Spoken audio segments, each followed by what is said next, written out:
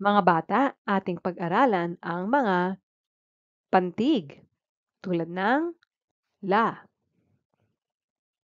ma, na, pa, ra. Ito ay mga halimbawa ng mga pantig. Basahin natin ang mga pantig. La, la, la, la, la. Ma, ma, ma, ma, ma. Na, na, na, na, na. Pa, pa, pa, pa, la, ra, ra, ra, ra, ra. Basahin pa nating muli. La, la, ma, ma, na, na, pa, pa, la, la, ra, ra, ma, ma, na, na, la, la. Basahin naman natin ang mga salita.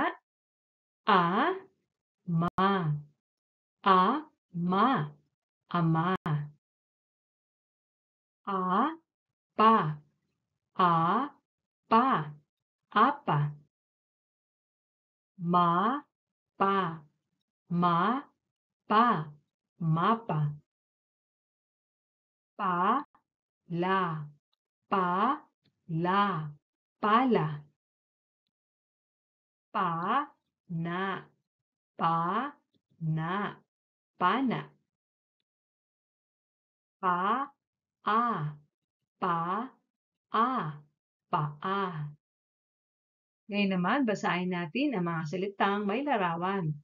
A, ma, a, ma, ama, ama, a, pa, a, pa, apa, apa, apa,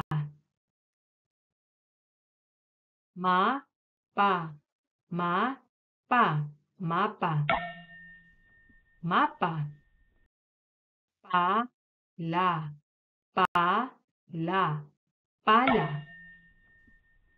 pala, pa, pala, pa, a, pa, a, paa, paa, pa, na, pa, na, pana, pana, pana. Ngayon, mga bata, kayo naman ang magbabasa. Handa na ba kayo?